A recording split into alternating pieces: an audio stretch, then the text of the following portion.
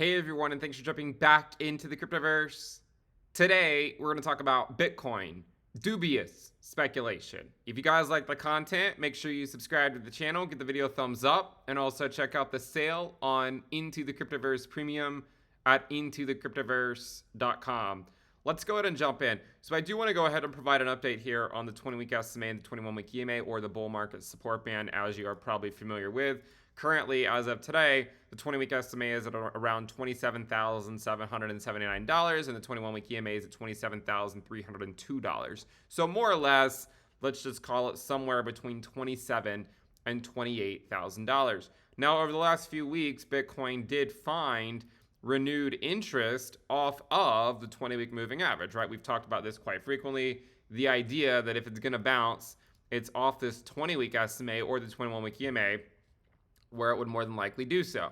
And now you can see that we have, in fact, two bounces off of this level. Now, be that as it may, one interesting thing to look at here is the first time we got the bounce back over here, you can see that we pretty easily took out the prior high.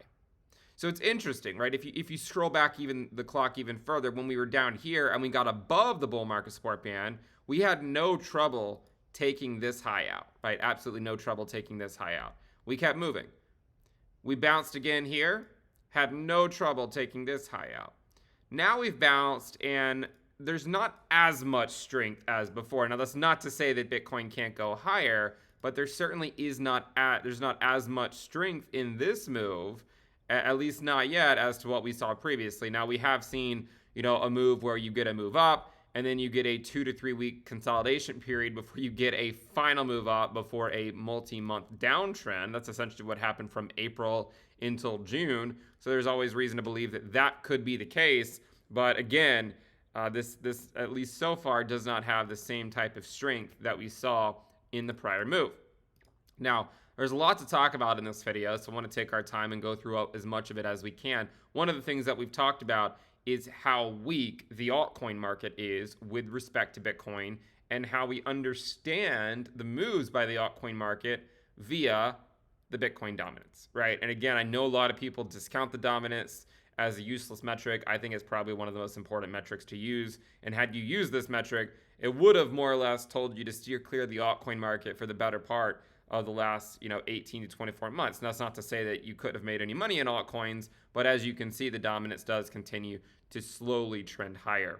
Now, where we are now, first we need to understand what is the context of the market cycle, right? Where are we within the market cycle? Well, this is the pre-halving year.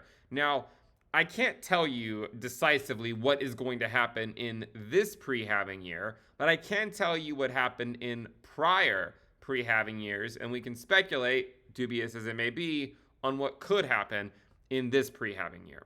So historically, if you look at 2011, 2015, 2019, you'll see that there are local tops or yearly highs that often come in June or July of the pre-halving year. You can see that in 2011, the yearly high came on day 161. In 2019, the yearly high came on day 177. And in 2015, it wasn't the yearly high, but it did come in on day 193. We actually put in a double bottom in August of that year, and then continue to proceed to higher levels in Q4. But what you'll notice, and I'm going to go ahead and get rid of 2011 here, just because you can see it, right? It topped out in day 161 or so. But what's interesting is that in every pre-halving year, we've seen either a yearly high or a local top that occurs in either June or July, right? Now, what's interesting is in 2019, that high came on day 177. 2015, the high before the double bottom came on day 193. So we're kind of in between that, but we're getting pretty close to 193. We're on day 191. So 2 days from now would actually correspond to the same time frame that Bitcoin found a local high in Q3 of 2015 before going back down to find a double bottom. This might not look like much because it doesn't include the wick, but this in fact was a 50% correction. Even the correction in 2019 took you back, pretty significant ways here. I mean, it it took place over a longer time period. But from this move, from this high here, Bitcoin ultimately corrected almost 72% before ultimately going into the bull run that took it to new all-time highs. So I think it is relevant to consider that. That's not to say that this time can't be different, right? Anything is possible. And I want people to understand that anything is possible. Market cycles can, of course, slowly adjust to sort of conform to new ideas or new rules. But so far, we haven't really seen the evidence that it has adjusted just yet. Okay, now these new yearly highs that have come in have only been very, brief highs, right? They only briefly took out what we saw back in April, and they were more or less just wicks. We came right back down. What I like to do is average these out 2015 and 2019, just to kind of get an average of what we historically saw in the last two cycles. And this is what it currently looks like. Okay, we've been following this basically for the last 6 months. This was the chart that I suggested that the range for Bitcoin this year would likely be somewhere between $12,000 to $35,000. Now, with that said, I mean, it's not to say that it can't happen, but if Bitcoin wants to go to 35K, I would assume it needs to happen relatively soon, because as you get into that August, September timeframe, it doesn't typically favor Bitcoin. Like, it's not the right season usually for Bitcoin as you get into that August, September timeframe, especially of the pre-halving year. So with that in mind, I would say that the clock is ticking here. Remember, one of the theses for this year is that everyone gets sufficiently wrecked, right? You wreck the bulls and the bears for basically half the year. So you wreck the bears for half the year, you wreck the bulls for half the year. That's the general thesis of the pre-halving year. Will it play out like that? Time will tell, but that has been my general thesis for the pre-halving year, is that, typically once you come out of the primary bear market years of 2014, 2018, and 2022, everyone is just very, very bearish. But usually in the pre-halving year, you wreck both sides, right? Where you go up for a while, you go down for a while. By the end of the year, everyone is sufficiently wrecked. And you can see that this sort of this average of 2015 and 2019 has been a pretty good guide so far. What's interesting, though, is that this move still is a somewhat tempered version of the average of 2015 and 2019. Of course, it's a tempered version of 2019 itself, but you can see that it has been a fairly tempered version. So I think the problem is, well, what happens if it can't make a move higher and then it just slowly rolls down without getting any type of move higher? I imagine that would be a fairly difficult process and would wreck a lot of bulls. But again, that is the point of the pre-halving year, is to wreck both sides. Now, some people prefer numbers as opposed to a chart, and I would like to remind you of the monthly returns that we often see in pre-halving years for Bitcoin. You could take a look at all three prior pre-halving years. 2011, you had 6 red and 6 green. In 2019, you had 6 red and 6 green. 2015, you had 7 green and 5 red. But more or less, you essentially have had 6 red and 6 green, or plus 6 green, 6 red, plus or minus 1, right? So it could be 7 and 5 or 5 and 7, but it typically is around 6 and 6. So far this year, we've had 5 of the first 6 months be green. 5 of the first 6 months have been green. Is that uncommon in the pre-halving year? Not at all. 2019, 5 of the first 6 months were green. 2011, 5 of the first 6 months were green. And in both cases, in 2011 and 2019, when 5 of the first 6 months were green, 5 of the next 6 months were red. So in 2011, you can see that in July, we had basically a negative 15% move, the July of the pre-halving year. 2019, it was basically negative 7.5% in July of the pre-halving year. The exception was 2015, where we went up 8% in July of the pre-halving year. But also note that in the year that we went up in July of the pre-halving year, we also had a mostly red first half of the year. Okay, so again, to me, this still suggests that it is going to be a difficult battle for Bitcoin in the second half of the year, if history is any indication. Again, the suggestions have been that we get everyone sufficiently wrecked this year, the bulls and the bears. That's not to say that people can't flip sides and nail both sides, because people might get wrecked on both sides. Maybe they're a bear at the wrong time and then a bull at the wrong time. But the point is that collectively the bears get wrecked, the bulls get wrecked for essentially half the year each in the pre-halving year, and that more or less resets the market. as we go into the halving in 2024. That's not to say that you can't have any downside in 2024. We had a lot of downside going into 2020. I mean, this was, March of 2020 was a negative 25% drop. So you can have downside in even the halving year. Even 2016, I mean, shortly after the halving, Bitcoin dropped like 7% in July and then in 8% in August, right? Even after the halving, you can see drops. There's also an argument, of course, that Bitcoin doesn't just follow the halving, but it follows the business cycle. It follows QE. And right now we're in a period of higher and higher interest rates and QT. So again, I would argue that as we go into the back half of the year, it's going to start favoring more so the seasonality of a pullback as you get closer to the halving. That's what normally happens in the pre-halving year, is that you get some type of pullback.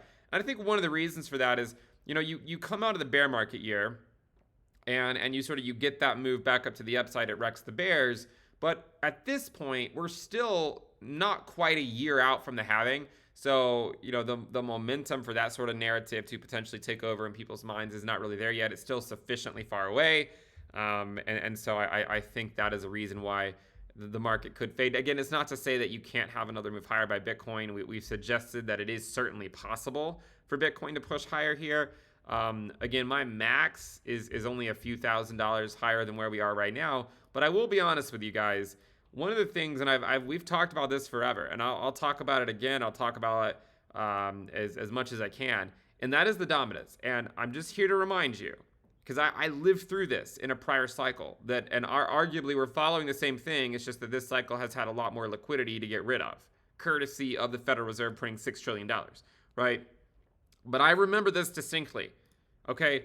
The last time that Bitcoin had a rally, a dominance rally, from 38% to 51 to 52% was on a Bitcoin pump. Right here. This came on the back of a Bitcoin USD pump. Okay? Thought I added it. Let me try to add it again. It's not a... Let me go over to this one. We'll talk about this chart too, but I want to pull up the dominance and I want to pull up Bitcoin USD. I don't know. It doesn't really seem to be working right now.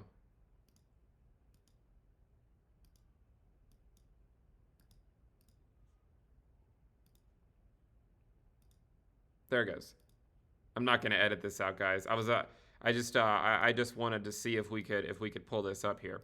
So what we have here, and again, remember, 2018, we had a rally from the same level, 38%, 39% dominance to the 51 to 52% dominance level. And that marked the end of the rally by Bitcoin. So, it is possible that Bitcoin could push higher, but there's also this part of me that says, I've seen this story before, and I've seen how it ends before, and how it ended the last time.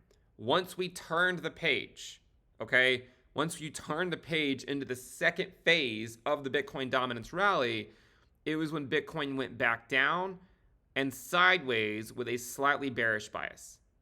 That is what happened, okay? Now, some people have pointed out that there's no way the dominance can break through these levels, that this is the turnaround point for it. I will remind people as well, in August of 2018, the dominance was at 50%. 5 weeks later, it was at 62.5%. In 5 weeks. You know that the dominance likes to do a whole lot of nothing for a long period of time. But when it moves quickly. This week in March, it went from 43% to 47% in 1 week. Back over here in June, early June, we went from 47% to 52% in 3 weeks. So the dominance can do a whole lot of nothing for a long period of time. But when it moves quickly. So I don't want to lose sight of this thing we've talked about. And that is the idea of, what if the dominance rally is telling us what's going to happen? What if, right? What if? What if the first half of the dominance rally to 60% was just a Bitcoin USD pump, just like we had a few years ago. But what if the second half of the dominance rally, assuming there is a second half, if the rally to 60% comes on a Bitcoin USD dump, right? What if that happens? And that could happen. And I've suggested it would be in line with the idea that you spend half the year getting the bulls wrecked and half the year getting the bears wrecked. You can't wreck the bulls if you don't go down, right? You actually have to put some, you have to put in some lower lows at some point. Otherwise, the thesis is null and void. So this thesis of getting everyone sufficiently wrecked, it depends on Bitcoin going lower in the second half of 2023, just like we've previously seen in 2 of the last 3 pre-halving years. Again, there was one that was up in the second half of the year, but remember, it was also down more or less in the first half of the year, which was not what we saw this year. It's not what we saw in 2011. It's not what we saw in 2019. So where does this dominance rally come from is the question, right? I've had a lot of people say, well, Ben, you've been talking about the altcoin reckoning forever. When's it going to stop? How long could it possibly go on for? At some point you would assume that the altcoin reckoning is over, but have altcoins been sufficiently wrecked yet on their Bitcoin pairs? And I would argue that no, they have not. And one way that we can visualize this, and this is where the dominance rally comes in, is you have to understand, well, where is it going to come from? Is it going to come from the altcoin market? Like, can they really bleed? It's like, are they already dead? What's dead may never die, but are a lot of these altcoins, have they already been, bled so much that even if they were to bleed, they're not going to significantly contribute to the dominance because they've already down so much. They're already a shell of their former selves. I would argue that they could, in fact, go lower. And one way to visualize that is to look at it like this. So go total 3 minus USDT. We're just going to subtract out the stablecoin market cap, or at least the USDT market cap. And then we're going to divide it by the market cap of Bitcoin. And when you do that, you get a fairly compelling chart. Okay? Now, I'm not asking you to take this chart to the bank. I'm not. But I just want to draw your attention to something. And that is that it might be an oscillator. Okay? And look how convenient the numbers are. The peaks on the alt market divided by the Bitcoin market occur at parity. So when the altcoin market collectively reaches the market cap of Bitcoin, that marks the high on the alt Bitcoin valuations. Collectively, not for all of them, but collectively, that marks the high. But what marked this low in, guess when? September of 2019. What marked the low? 0.25. So when we talk about altcoins becoming a shell of their former selves, what we're referring to, 25% of the altcoin market collectively being about 25% of the Bitcoin market cap.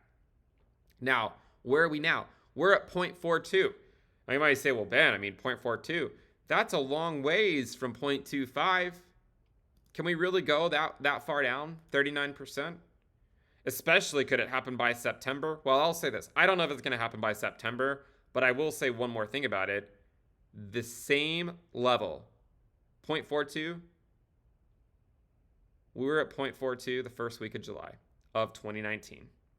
So 4 years ago, exactly, the altcoin market collectively was at this valuation against Bitcoin. And only 10 weeks later did the altcoin market finally bottom out against Bitcoin. 10 weeks later. And that puts you in the first week of September, right? Now, what's interesting is altcoins were actually not done going down on their USD pairs at this point. They were not. But what was more interesting to me was that they were holding their Bitcoin lows, except for this blow off top that Bitcoin had. They were more or less holding their collective Bitcoin valuations, even in a Bitcoin USD downtrend. We haven't even reached the downtrend yet. So, the altcoin market has still been getting wrecked. They get wrecked when Bitcoin goes up. They get wrecked when Bitcoin goes down. Bitcoin hasn't really gone down yet sufficiently to know if that part of the thesis is true. So we still have to wait on that to play out. But again, a 39% drop. This chart looks somewhat familiar, doesn't it? A drop, bounce back up, and then take out the low. Looks somewhat familiar except for take out the low part.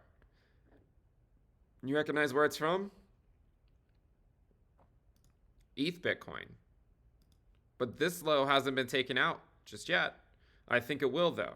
So in order for the Bitcoin dominance to go to 60%, even the giant must fall. Okay? And you can't achieve 60% dominance, I think, without Ethereum Bitcoin falling, without the Ether Bitcoin valuation falling. Now, one thing that we can do is we can look at total 2 minus USDT, which includes ETH, and divide that by the Bitcoin market cap, and you see a very similar chart, right? But what's interesting is that on this chart, we've already taken out the summer of 2022 low. Now, think back to the bull market when we called for the ETH tsunami, the Ethereum tsunami. If you remember back to May of 2022 and April, a lot of people were converting their ETH to alts because alts were moving and ETH wasn't. And we said, no, guys, Ethereum ends it. Ethereum ends the bull market. Now, yes, we got a summer lull, which we called for. We got new highs, which we thought were going to happen. It did fall. It fell down at lower valuations than I thought it was going to. I was hoping it was going to go higher, but it didn't. But here's the thing. What did the Ethereum tsunami mark? It marked the end of the bull market, okay? If you ignore the double top, right? It marked the end. Now, what's interesting is what marks the end of the altcoin reckoning, right? Well, an interesting idea is the Ether Bitcoin chart. The second time, again, this is what it is, okay? The second time that the Ether Bitcoin valuation visited this level, so it visited this level here in December 2017, the second time it visited that level, that marked the end of the bear market, actually. Marked the end. Now, Ether Bitcoin went lower later on, but it had already bottomed out on its USD pair. So what happens if Ether Bitcoin drops back down to 0.048 like it did? I think there's a scenario here where it drops, bounces, and then drops some more. So that is how you get a dominance rally, right? Like that is how you go from 50% to 60%. The altcoin market collectively, I think, needs to drop another 40% against Bitcoin. And Ethereum needs to drop against Bitcoin. But remember, the Ethereum tsunami marked the end of the bull market. I'm arguing here that the collapse of the Ether Bitcoin valuation could mark the end of the altcoin reckoning. And it could be soon for all we know. Remember, it was in 2019 that ETH bottomed out in September of 2019. The first video on my channel, go look. First video on my channel is on Ethereum's Bitcoin valuation. And I said it was undervalued over here at 0.017, right around 0.02. We said it was undervalued. I was waiting for that moment. I think we are in this process here for the Ether Bitcoin valuation. Another way to view this is you go look at yearly returns, year-to-date ROI, not for Bitcoin. We already looked at that. Look at it for Ether Bitcoin. Look at 2023 and then look at 2019. Somewhat familiar. Look at 2018. This is not the favorable season for ETH. Now, to keep ourselves honest, look at 2022. Okay, going into the merge, there was renewed hype and it went back up. Keep yourselves honest. But I'm saying that if we do get the collapse of the Ether Bitcoin valuation here, going into Q3 and Q4, which, by the way, monthly returns on Ether Bitcoin tend to be pretty bad the last 7 months of the year. And so far, it's following suit, right? -7%. The average was -7. So far, July, -3.5%. The average is -4. But as you get further in, it tends to go increasingly red. Now, go back to Bitcoin. And look what happens in September. It tends to be a red month. What happens in August and September of the pre-halving years? Well, 2019, July, August, and September were all red. In 2015, August was -19%. Now, July and September were slightly green, but again, the first half of the year was red. 2011, July, August, and September were red. That's why I'm suggesting that, well, what if we're just going into this phase where Bitcoin fades the second half of the year? You could still have a scenario where Bitcoin pops up, maybe on CPI day or something like that. You could still have a scenario where it pops back up. It doesn't mean that it's going to be a sustained move, okay? So we have to be careful here because there's a lot of things that suggest that Bitcoin could fade this move in the second half of the pre-halving year, which is what we've historically seen. Now, there's other things that you can look at as well. We've talked about the stablecoin supply ratio oscillator. Look at how perfectly this lines up. The same high on the SSRO in 2023 was exactly where it topped out in 2019. Now, this did not mark the yearly high for Bitcoin back then. The yearly high came on a lower high on the SSRO. What's interesting is Bitcoin just put in a new high, a yearly high, on a on a lower high of the SSRO. Exactly how it happened in 2019, right? You overlay the price, the market cap of Bitcoin, and you can see it, right? The high on the SSRO did not occur at Bitcoin's yearly high. It occurred on a lower high, right? Same thing over here. This high did not occur to the yearly high. So far, it occurred on a lower high. Here it is if you want to look at it with the Bollinger Bands. 2019, get above it, and then fade. 2023, get above it, and then slowly fade it. So, I mean, I understand that all this is dubious speculation, right? Like, I mean, it's not like you can't take it to the bank, you can't cash it in. But I also know that from my own experience, I do not recommend fading the dominance rally. Okay? Now, some people say, well, what if Bitcoin goes down? Then what? That's the point, right? That's the point. The point is guys, the altcoin market bleeds either way, right? Like whether it goes up or down.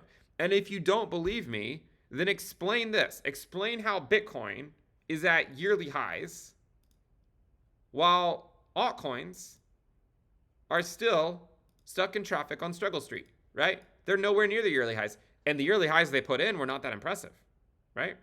Look at it like this.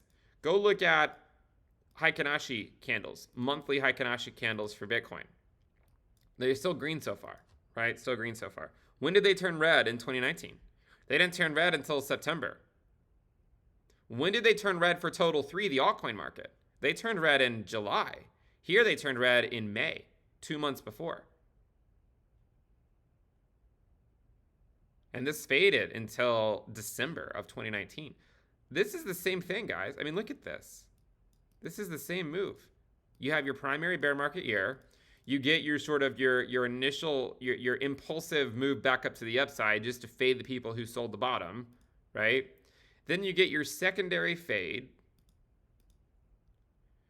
And then the thing that I think could happen that we might have to contend with is a potential final rally into a recession.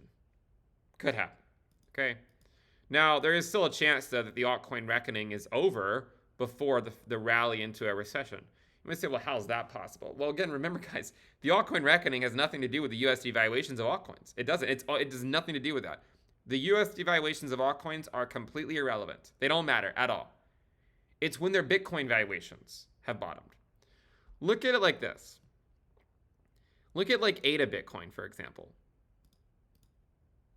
It was putting in it was putting in sort of like higher lows or holding its prior lows on its Bitcoin valuation in August of 2019, September 2019, October 2019, January 2020, March 2020. So at that point, it told you that some of these altcoins might be worth the risk on their Bitcoin pairs. It didn't mean that the bottom was in. ADA put in new lows in March of 2020, but it was done bleeding against Bitcoin.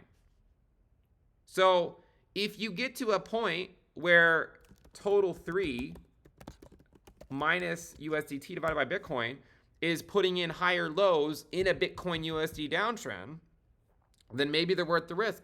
But we haven't even rolled over yet, right? Bitcoin hasn't even rolled over yet for us to even get that.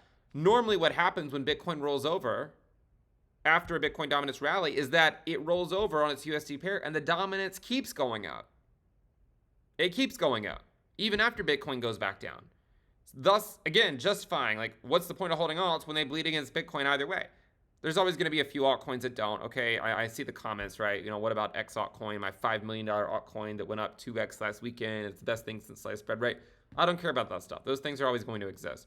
And I would also argue that QT will continue until morale improves. But the point is that altcoins could collectively drop 40% against Bitcoin and it be in line with the prior cycle. Now, that's not to say they can't bounce here. I mean, there is a chance that maybe you get some type of renewed interest in the altcoin market on their Bitcoin pairs. Maybe Bitcoin goes down quickly and altcoins don't fade initially on their Bitcoin pairs, but then they catch up later. I don't know. But I still think there's a likely scenario where altcoins bleed another 40% collectively on their Bitcoin pairs before the altcoin reckoning is potentially over. The altcoin reckoning could be over as early as September, if history is any indication. Might be longer than that, though. So going back to Bitcoin, when you look at the Heikin-Ashi candles from Total 3, they turned red well before they did for Total 2, right? Total 3 turned red in July 2019. Total 2 turned red in August. And guess when Total turned red? September. Guess when Bitcoin turned red? September. Why September? That's when Bitcoin struggles itself. Now look at it like this. Look at Bitcoin with its bull market support band. When did it fall below it in 2019? September. When did Total 3 fall below it in 2019? July. Total 3 was below its 20-week for 2.5 months before Bitcoin fell below it. Now this time, Total 3 fell below it first part of May. 2.5 months later does not get you to September, my friends, right? It doesn't get you to September. It gets you to mid-July, right? Which is now, right? Almost now. So there's a chance that Bitcoin fades below its 20-week before September. If this cycle is just like a month or so ahead, which it could be, the halving is going to come a month sooner or so. So maybe you do see Bitcoin drop below its 20-week in August, or maybe even in mid-July. That could happen for sure. What did we say again? What did we say if Bitcoin holds the line? We said one of two things. We said either Bitcoin fades below the 20-week or Bitcoin holds the line. Either way, dominance is going to go up, right? No matter what. And it did. It held the line. Dominance shot up. Also, we got a weekly close below the 20-week. And in that week, the dominance also went up. So we're in this scenario here where it's like no matter what happens, the altcoin market fades against Bitcoin over a more macro time frame. I'm not arguing what's going to happen this week. With my luck, altcoins, could pump tomorrow, and then everyone says, well, this analysis is useless. But the point is that if we go below the 20-week, the altcoin market gets wrecked. If we hold the 20-week, the altcoin market gets wrecked on their Bitcoin pairs. And again, if you don't believe me, how do you have Bitcoin at its yearly high, and you have altcoins, a lot of them, putting in new lows as recently as a few weeks ago? Right? We are witnessing, in my opinion, the rotation of capital from altcoins to Bitcoin. If you think back to 2020 when Bitcoin went into this parabolic rally that a lot of people are hoping for, where, it just shot up, Total 3 was right there with it, When Bitcoin in the pre-halving year faded the second half of the year, the altcoin market was not with this rally, right? Like, I would argue that the altcoin market might tell you if the rally is going to be sustained, right? If the alt market is holding the 20-week itself while Bitcoin is holding the 20-week, then maybe it's a more impressive rally. But if Total 3 is not holding the 20-week and holding it as resistance while Bitcoin is still trying to hold it as support, that could be a red flag. That could be a red flag. What did we say? We said, too, that if Bitcoin does bounce off of the 20-week, it could just lead to the Total 3 market, the altcoin market, just bouncing back up to the 20-week just to get rejected and put in new lows. So far, that's what's happened, right? And if Bitcoin does rally on up at all, and Total 3 rallies up to its own bull market support band, it could still get rejected. Right now, Total 3 is at $325 billion. The 20-week SMA is at $354 billion. The 21-week EMA is $346 billion. That's not that much higher than the prior level that we went to, right? But I mean, from here, it would still be another, 8% move or so, right? But it is still it's still not that impressive of a move for the altcoin market. And again, I would argue that it's probably just going to be another lower high. If the altcoin market is so strong, ask yourself, why has it been unable to take out its November 2022 high when Bitcoin did it long ago? It's because when you're in a period of higher interest rates and in QT, the altcoin market struggles to catch a bid. You also have the regulatory risk of the altcoin market. People are just more sketched out, right, by the altcoin market at this phase of the cycle. And it leads to them dying in a lot of people's minds. But what is dead may never die, and a lot of them actually come back. Not all of them. Most of them don't, right? But some of them do. And the altcoin market collectively comes back, usually. But a lot of them can be relics from a prior cycle, and it's the new altcoins that'll do well, oftentimes in a future cycle, and a few of the altcoins from the prior cycle. So that's where we stand with Bitcoin. I still think that the bulls get wrecked for a good part of the second half of the year. Does that start this month? We'll see. We still have another, 1 or 2 months of wiggle room here where it could go green. But I would say that there's a good chance you just see July, August, and September turn red for Bitcoin. And if that happens, I guarantee you what people are going to say are like, well, Bitcoin is also going down. So what's your excuse now when Bitcoin's going down with the altcoins? That's the point, right? That's the point. Bitcoin goes down in the second half of the pre-halving year normally. That's the point. And that is why it's worthwhile to be prepared for that potential outcome. And the thing to look for, if Bitcoin rolls over, we don't know if it's going to yet, but we've outlined the evidence, right? If it rolls over and goes back to say like 20K or 25K or 23K or lower in the next few weeks, the thing to look for, and this is where you hold me accountable, right? Does the dominance go up? Does it go up when Bitcoin goes down? And if it does, then we're finally making progress in the altcoin reckoning. I've already argued that we're in the penultimate stage of the altcoin reckoning right now. The penultimate stage means second to last, meaning we're not even in the final stage of it. But if Bitcoin rolls over and the dominance goes up, then you'll know that we finally made progress in this market cycle. Hasn't happened yet. I think it's probably going to happen soon. So let's keep an eye on the altcoin market. Let's keep an eye on Bitcoin over the next few weeks. Let's see what happens. Max upside, I think, is only probably a few $1,000s from here. But I'm telling you, the fact that the dominance is that 51, 52% level makes me think that it could already be over, at least in terms of time, or close to being over. This is where Bitcoin faded the last time we had the dominance rally. It was at 51, 52% level. The dominance still went from 51% to 62%, but it was when Bitcoin went down. Now, again, the stablecoin market takes up a significant portion now that it didn't back then. But I've said this before. The people that use the stablecoin market cap as the reason why the dominance can't achieve what it once did. Well, what's your excuse? The fact that it could put in a new low.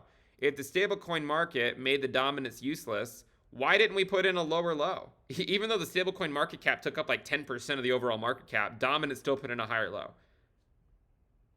How is it a useless metric when to me that makes the altcoin market look even weaker? Even though you have stablecoins taking up 10% of the market cap or something. Maybe it wasn't quite 10%. I mean, it's not quite that. At least not right now. I mean, if you go look at USDT plus USDC plus say BUSD plus DAI, you'll see that the market cap sort of peaked out here at around 151 billion or so. So obviously it didn't quite make up 10% of it, but it does right now. I mean, it's at 115 billion and total market is at 1.13 trillion. So it's basically 10% of the market cap. And despite the fact that it took up 10% of the market cap, Bitcoin dominance couldn't put in a new low when you include stables. So I think that says a lot. I think that says a lot. We'll see what Bitcoin does here. I mean, I know there's all sorts of calls here. There's calls for it to, just blast off and not stop. There's calls for it to crash. You might not see either scenario. I mean, you could see a slight deviation in the short term to the upside or the downside, but it could just be a slow fade. I mean, 2019 was a slow fade. 2015 was not a slow fade. I will remind you, though. there is a chance that I mean, 2015, if you don't remember, or if you weren't here, it was a double bottom, but it happened really quickly, right? So like Bitcoin topped out in the week of July 6th. I guess what week is it now, right? And then basically by within what, 6 weeks, it dropped 50%. In 6 weeks, Bitcoin dropped 50% and put in a double bottom. And it hit that level in mid-August, the week of August 17th. Things move quickly in crypto, right? I mean, 1 minute you're chilling up here, and then the next second you're down 50%. And then the next second, no one cares about this anymore, and then you're rallying into the halving, right? So a lot of things can happen in relatively short periods of time. Keep an eye on the dominance, keep an eye on Bitcoin, keep an eye on the altcoin market. The altcoin market, in my opinion, is still going to struggle to catch a bid against Bitcoin, and that should lead the dominance higher. The thing to look for, if Bitcoin rolls over, does the altcoin market get wrecked? If Bitcoin does not roll over immediately and it continues higher, I still think the dominance goes up either way, right? So that's where we stand. That's your dubious speculation. We went through monthly returns. We went through stablecoin supply ratio. We went through the year-to-date ROI. We went through quite a lot of stuff. We looked at the altcoin market with respect to Bitcoin. We looked at total 2 with respect to Bitcoin, ETH with respect to Bitcoin.